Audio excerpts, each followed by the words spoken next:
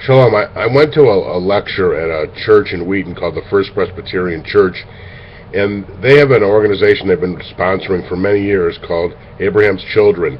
And it sounds very nice until you actually get into it and realize it's based on completely a phony reading of the Bible, and its agenda is really anti-Israel and attacking Jews. Now, why do I say it's a phony idea?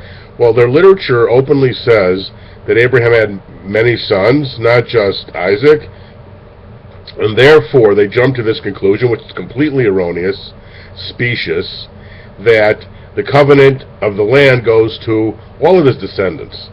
Now, all you got to do is pick up a Bible in any bookstore and read it, and it's clearly not the case. They don't know what they're talking about. Read the book of Genesis. God's promise to Abraham says that your descendants will be slaves in the land of Egypt. Well, who are the slaves? Only the descendants through Isaac, Jacob, Joseph, and then to Moses. Those were the slaves, none of the children of the other sons. And then in Genesis 22, when God says to Abraham, take your son, your only son, the one you love, take Isaac. Well, Ishmael was an older son, the son of the concubine Hagar. The Bible knows about it, but still God says to Abraham, take your son, your only son.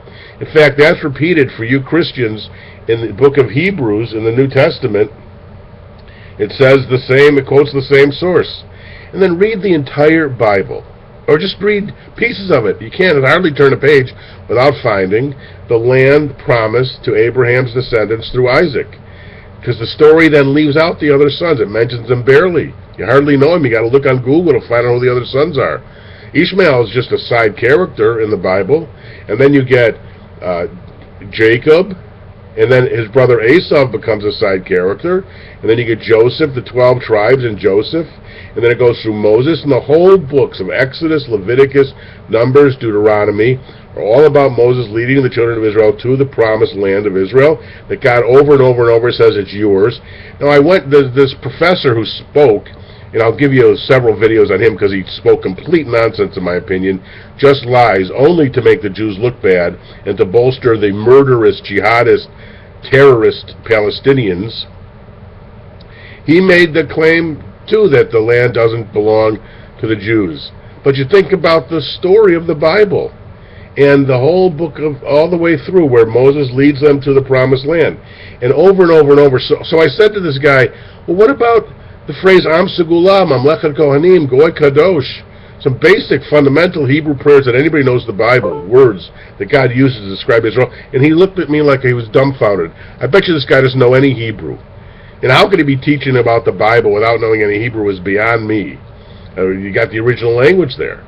But in any case, and then go to the book of Joshua. What's the book of Joshua in the Bible? The Israel should chase out all the other inhabitants of the land at God's demand and conquer the land, which they haven't done. Israel is a home to millions of Christians. It was until the Arabs started kicking them out of Bethlehem, and Israel's the home to Palestinians, to people that call themselves Palestinians, to many Arabs. Israel's a home to them. But the book of Joshua says the land belongs to the Jews. And then the book of Judges, same thing. And then the book of Samuel, and then the book of Kings. It's all about the history of Jews in the land. And then read the 15 literary prophets. They're all about the Jews in the land, and when they get exiled by the Babylonians, who are today's Iraqis, they come back and rebuild the temple. It's all about they will come back and rebuild the temple. Think about Ezekiel 37 with the Valley of Dry Bones and the two sticks. Over and over and over. That's the whole Bible. And then Ezra and Nehemiah. So this Abraham's Children is based on a completely fallacious, specious, lying understanding of the Bible. And the guys must know it. They can't be that stupid. I mean, there's a pastor at the church. He must have gone to some kind of seminary, and he's talking about this organization, and they pass out literature. Now, they can't be that dumb. They've got to be only biased. And then, of course, they pretend to be even-handed and balanced, and their whole thing is attacking Jews and attacking Israel. So that's what I have to say about this organization. I'd urge you not to donate. If you want to help the Palestinians, who are a made-up people. There was never a Palestinian people before. Is there any Palestinian money in history? Any Palestinian flag before 100 years ago? They're just a made-up people. They were just Arabs. In fact, if you read Joan Peters, from time immemorial. She started out as an anti-Israel, pro-Palestinian researcher, but her research so convinced her that the people who call themselves Palestinians are just about all carpetbaggers from other countries who came to that area.